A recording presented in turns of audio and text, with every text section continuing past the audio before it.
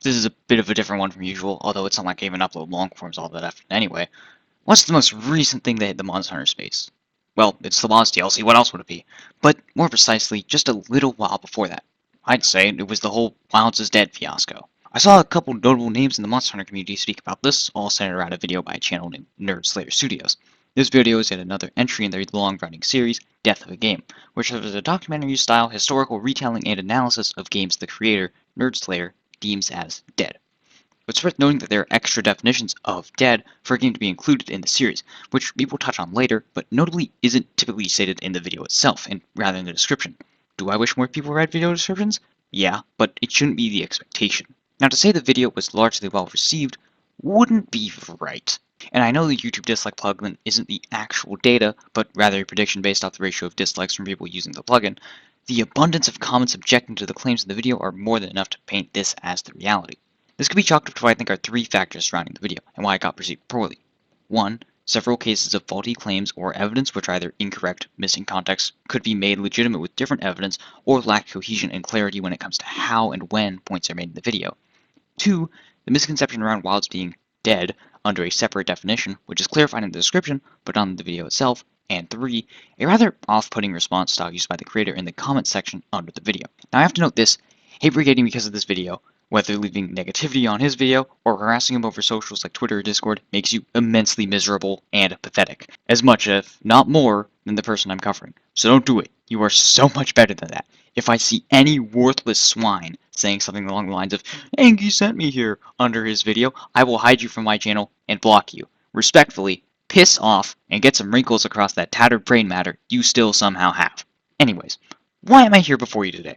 Well, as you can guess by the title, I actually attempted to have a discussion with NerdSlayer, but was then blocked. There's also some other talking points I want to go over in this video, notably not just dissecting his points, but also looking inward at the Monster Hunter community and critiquing the response of content creators in the same way I approached the Death of a Game video. So, without further ado, let's start from the beginning. We already know of the rough history around the video releasing and how in turn it prompted other creators to make their own pieces about it, so we'll go off on how I got involved in this. I saw the video in my recommended only a day after it released, but didn't watch it. It wasn't a channel I was familiar with, and I kinda just ignored it if I'm to be completely honest. I only really ended up watching it after noticing just how many other creators were making videos. I assumed from the titles and thumbnails were talking about it. Notably, I can recall seeing those done by Rurikon and Arknight on my recommended. I decided to look for and watch the original video first, as I usually do, and I think everyone should do, with scenarios like this, as to see what was being said firsthand, and formulate my own opinions. To say my initial watch through was wacky is an understatement. Some of the statements uttered had me truly baffled, to a point I thought it was either rage bait or a hit piece against Wilds for some nebulous reason. So many things being rattled off could be rebuked with my surface-level knowledge of Monster Hunter and its even financial history.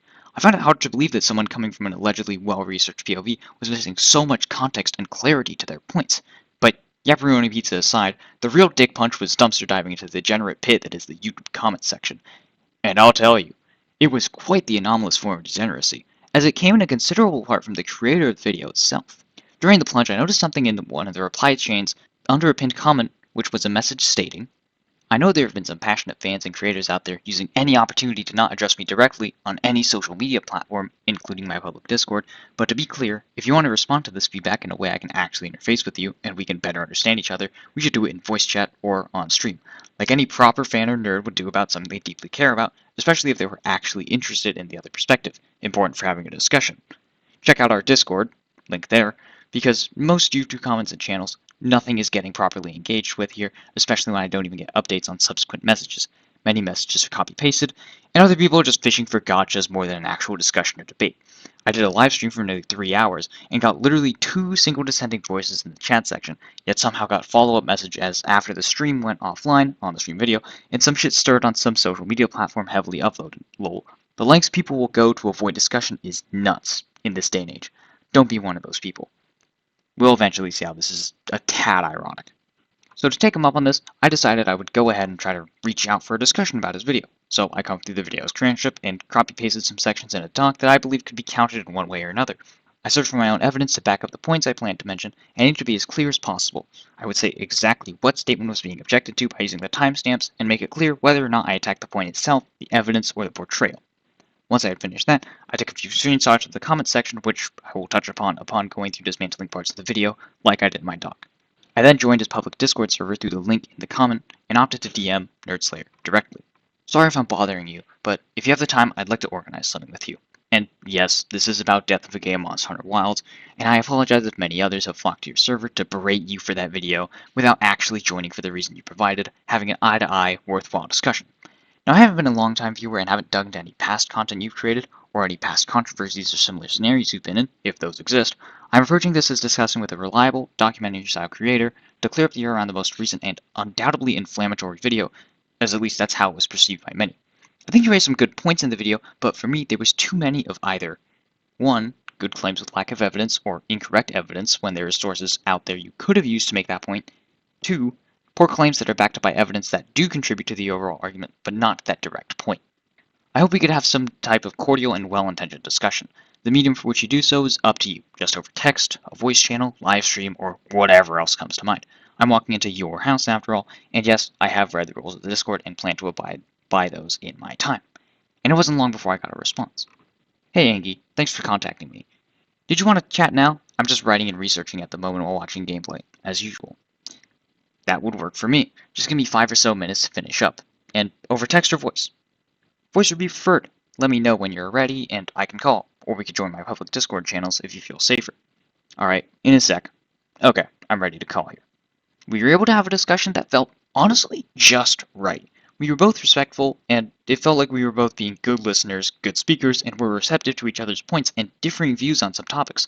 At one point, we even found ourselves laughing together over a particular point, that being the whole old Gen hack and slash section.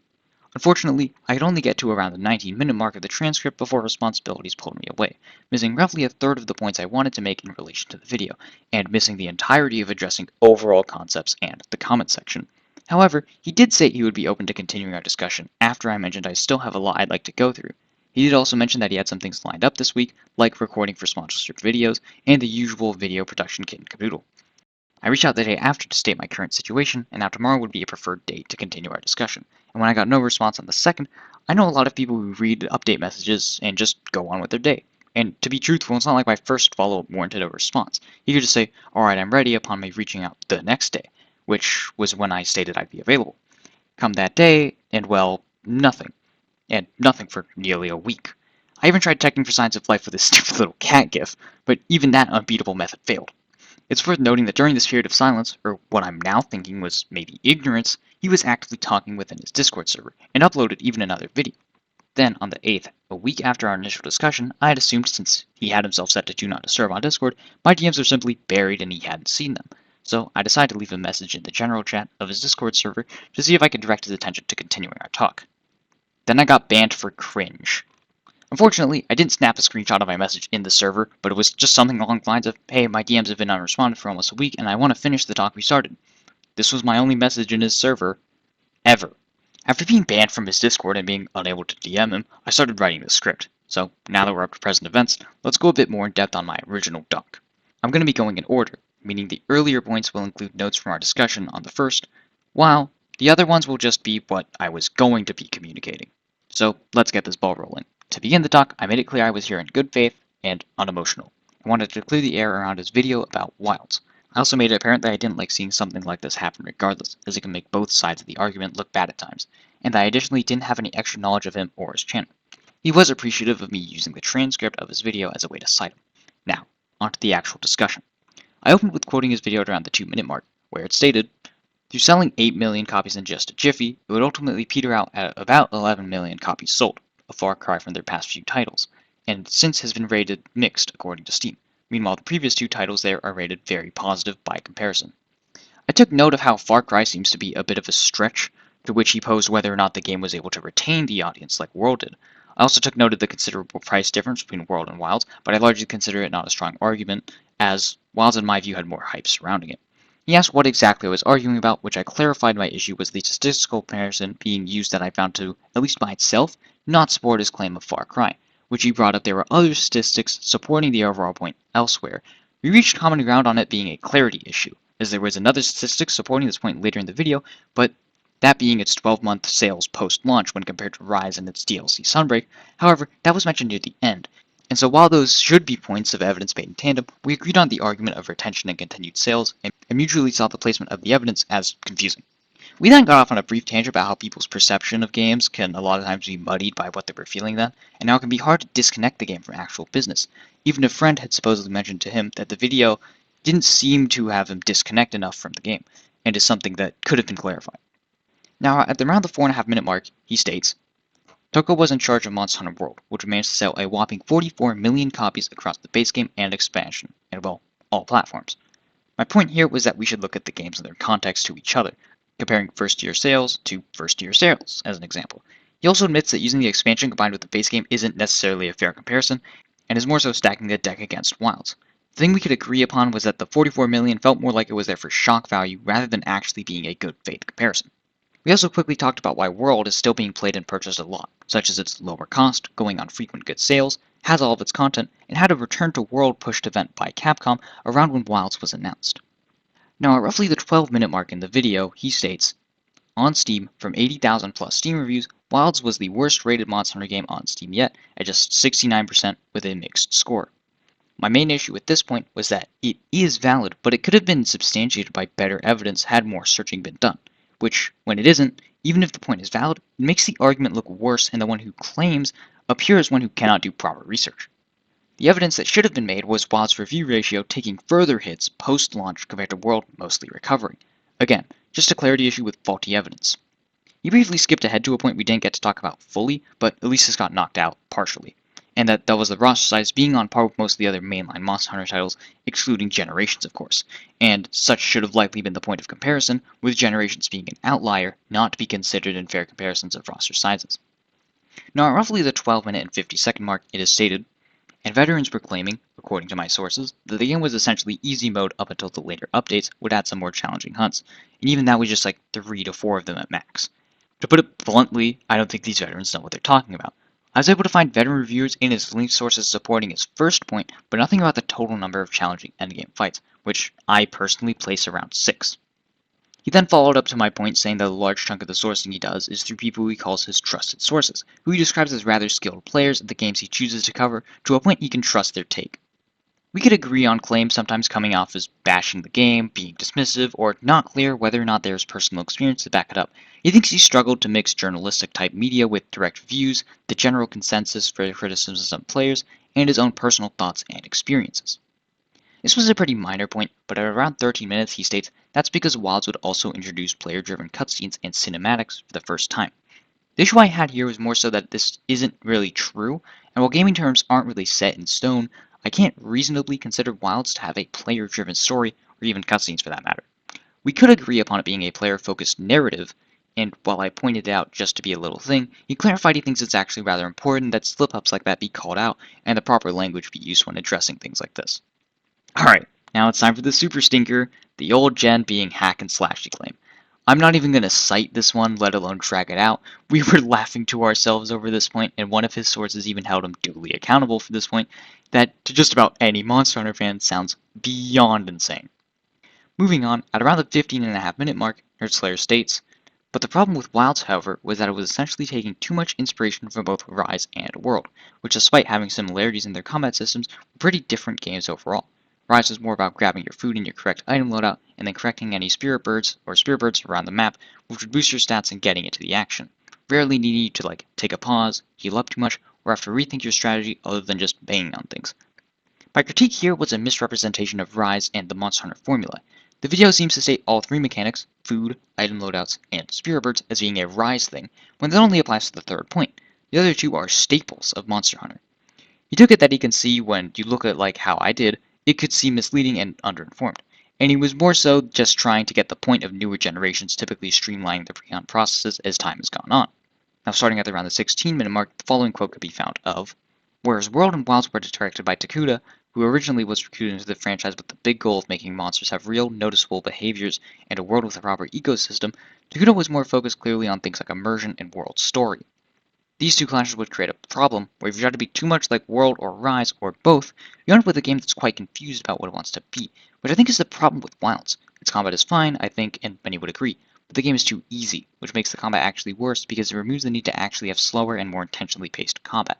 What you're left with is an incredibly conflicted combat system. My issue with this claim was a lack of evidence leading up to it to actually support the claim of the combat systems themselves feeling conflicted. Everything else mentioned were things that lived outside of the combat loop, but he was able to see what I was saying in my argument and acknowledge the evidence in my favor and said my point was fair. As for the easiness argument, I said how I generally don't tie the direct difficulty of these systems, as Capcom has shown they can be balanced with the later title updates, and is something that can be adjusted independently. He agreed that this issue could be fixed with a major balance update that tackles difficulty throughout story progression, perhaps right before or when the expansion drops. I then, in usual me fashion, launched into a tangent about Monster Hunter gimmicks, those being boons and clutch claw. The main takeaway of me explaining these mechanics in way too much depth was the issue with how they get balanced. As instead of the system itself directly getting nerfed or buffed in a major way, later title updates fights simply try to solve the issues, which leaves pre-title update content feeling unbalanced and trivial by comparison, even when using proper gear for that point in progression. For example, Clutch Claw is rampant in base Iceborne, with only really the title updates fight specifically having countermeasures to limit usage or diminish returns of it. As for Wilds, think normal leg wounds on higher star tempered monsters, no longer causing topples. Now, at around the 17.5-minute mark, Wild's solution to the problem was to just streamline, streamline, streamline, instead of adding new ways to approach the problem, or just making them deeper or more fun. This ends up being kind of confusing in design, as you basically don't want players to be bothered by monster prepping, yet it still exists in a very streamlined state, almost making it like completely trivial. I do think Hunter Prep is lesser now, but I don't consider it trivial. There's still a good amount of factors that go into starting a hunt. The issue lies in the ease of the early game, not really incentivizing this level of thought, since you blitz through everything, no trouble, you don't feel the need to interact with these systems. That is, until you reach current endgame. We reached common ground on the fact that Capcom doesn't have a record of going back and adjusting these things, so neither of us bank on them doing so in a similar fashion to just the overall difficulty. But for this point, a stronger integration and better, more engaging onboarding of these systems would help a lot. My last point I was able to get to was an analogy he had for Wilds at around the 18-minute mark, that being, that's the worst thing about Wilds.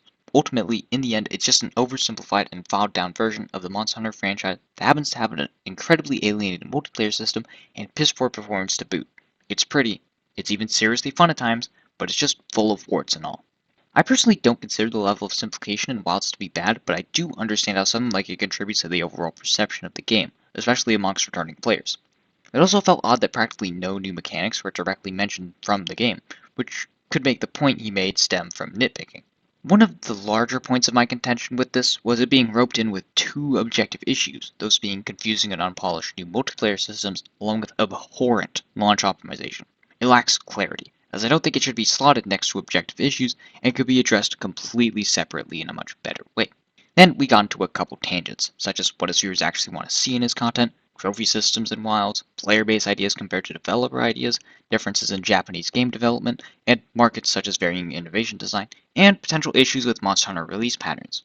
As for some more noticeable tangents, were him noting brigading on videos, even to those open to discussion, which was a pretty reasonable take for the time, considering I was in such reasonable discussion. I also took note of how we can still judge Wilds even though the DLC is on the horizon. We can still critically look at Wilds and point out and document these issues, and there's no guarantee that Ascendance will be as good for Wilds as previous modern DLCs were, and this overall point was something that he agreed upon. We also briefly talked about live service and where most can agree it's not a traditional live service, but has many features that can put it under that label. I brought up a title I like to use for games with service styles like Monster Hunter called limited service, and well, it's how Monster Hunter works. They plan to update the game for a set amount of time, and they move on to their next game release. The service is there, post-launch, with an end date, a limit. He did acknowledge how Monster Hunter is such a different form from both traditional live service and non-service games that a distinction like that could help a lot in gaming discourse. Now, it was at this point I had to attend to other things. I suggested picking up tomorrow at around a similar time, mentioning how I've got a bit more to get through with the transcript. He said he would likely be able to do so, but I had a couple sponsorships to handle this week, so the scheduling might get a bit spotty. But he said he would let me know if he's available later that week. I thanked him for actually going through with a discussion in which he noted the struggle of some people viewing such thing as a form of trap or bait, and we went our separate ways. Now, for the rest of the points I didn't get to discuss with him, I'm going to mostly shotgun through, paraphrasing the video and making my points quick and to the point so that we can just move on. I felt that it was an unfair comparison when Wilds and Generations had their rosters compared, since Generations was an anniversary game that sought to mostly reuse past monsters and their assets, and is largely the exception when it comes to roster sizes and overall content, as the roster size for Monster Hunter has been pretty stable throughout time. Now in the video he briefly talks about the DLC and what it could do and the hope the community places on it. We already briefly discussed it earlier, but it is safe to say we saw a similar thing with Rise, where people believe Rise's core systems were too poor and the DLC wouldn't save it. However, that notion seems to have largely changed. I must clarify that Ascendance is not guaranteed to have the same pattern, but this overall argument doesn't really contribute why the DLC might not be up to snuff. We have played these games before. And shortly after the price point of Wilds was brought up, which is something I also feel about just about all of us can agree on, $70 let alone $60 games is kind of insane, and so I do feel Wilds is a largely finished game, feeling like you have to buy a DLC for the full experience, likely a price point exceeding $100, is something that should be taken more seriously. However, the point of having to wait for the game to release these things is, in my opinion, invalid, as this pressure in the video isn't placed on World or Rise, even though those games and their DLCs went through the same pattern of having to wait for a more complete game. Right after, a point is made about the concurrent player counts of World and Wilds, which can be a fair point, but fails to address a few factors such as World being complete with its DLC, and many people who have played Wilds likely flocked back to World once Wilds had its last title update as to continue scratching the Monster Hunter itch. And lastly, a good point that was raised in sales of Monster Hunter titles after the surge of Wilds' release, but the evidence used didn't really work. Again, stating how Worlds sold more than 4 times Wilds did, which is missing context. But a good point of evidence was how the past 12 months Wilds only sold 1.32 million copies, less than Rise and Sunbreak separately. Half redundant, half good. Now let's rattle through some overall concepts I think are relevant for this video and type discussion, starting with what actually makes a game dead. The most accepted definition is a game that's inaccessible through typical means to play, such as being pulled from shelves, requiring private servers, etc., or just being in service but taking egregious times to matchmake for online multiplayer titles. The following is the creator's definition. Death of a game is a series dedicated to uncovering the mysteries surrounding the death of a game or company. NerdSlayer defines the term death in the context of the show as either 1. Literally dead, 2. Had a mass exodus of players and never recovered, extrications, etc. 3. The company ceased to exist. We follow a timeline of events to uncover clues concerning why a game or company doesn't do well, and attempt to put it all together at the end for a deduction explaining how or why the game failed based on evidence gathered. I'm assuming that point 1 refers to the most commonly used definition, as literally dead seems to imply no deviation from what most would consider that to mean. Otherwise, I feel like that should be stated. Point 2 feels largely invalid. Yes, there has been a mass exodus of those from Wilds, but that happens to every Monster Hunter or hell, every game. And the never recovered section can only be truly answered when we get that DLC. Mass exodus is also such a nebulous term that never has its parameters outlined for what makes one, statistically speaking.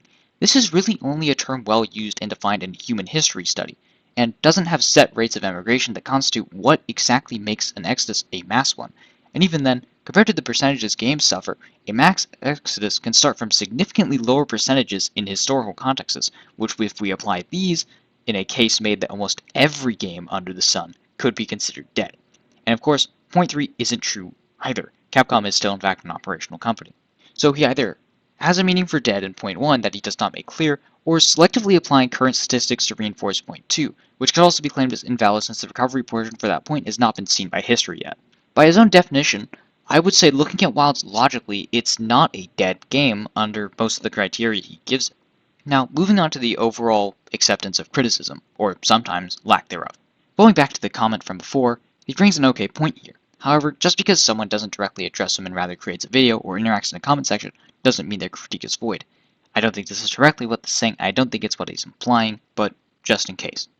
Also, things not being properly engaged in his comment section is perpetuated by him, as even under the comments the previous quote was pulled from, he didn't address the commenter's claim of him leaving out context. There are also people commenting about him deleting comments, and I was able to find one such example of something happening myself. I do understand, however, that appointing separate moderators to monitor a YouTube channel is possible, and hence the creator is to blame to some degree, either a lack of proper oversight of people granted administrative ability who are acting under his name and work, or he himself is directly deleting comments for what could be a variety of reasons. And lastly, the whole Monster Hunter is an ORPG point. This argument is a bit weird, but generally the answer is yes, but with some nuance to what the yes is agreeing to, as it depends on what market you see it from. A good point is that the Western gaming audience has many differences compared to those like Japan's. Monster Hunter, while pushing to the Western market done primarily through Monster Hunter World, is a Japanese-developed game at its core. Now, from what I can gather, and what is stated in his argument, is that Monster Hunter falls under Japan's classification of an ORPG with other games like Phantasy Star Online. This is a fair point. The game is Japanese after all, but I don't think it's worth considering noting the audience that is going to be watching said video. Since he's uploading in English, it only makes sense the majority of eyes would come from the Western audience, who probably perceive it as an action RPG with online capabilities, and that online is less so used to refer to the genre of the game, but rather its capability for online play. Now, by technicality, an online RPG in the West market can refer to many things, but it seems specifically in the case of ARPGs, that term is only meant to apply to American and European developers, which I find rather interesting. I think the best way to go about addressing this is just call it an online action role-playing game, OARPG, and knock out two birds with one stone. I think it makes it less confusing as long as you know what the acronym stands for, and most would consider Monster Hunter an RPG focused on action that has online features present. And having online in its designation keeps it true to the Japanese market's perception, even if the video is, directly or not, addressing to the Western audience. Now, I'll briefly touch on the comment section a little more, starting with this pinned comment, and now the claims and evidence for deleting comments, and now some cases of him not properly acknowledging when he used faulty evidence, and now this stuff I've just labeled as being insufferable, and finally some cases that I think are him actually taking accountability and hearing out commenters. Now, just liking a comment could be up for interpretation, but I'll give the benefit of the doubt here. Alright, we're going to be taking a quick detour approaching a video addressing NerdSlayers and apply the same level of analysis and critique. For this section, I've chosen Rurikhan's, as far as I know, his video is the one that got the most eyes on it, and hence has the most people who have heard some things that I think could be better clarified or rebuked. I do understand that this is a reaction type video that is unscripted. I mean, hell, it's even in his channel description.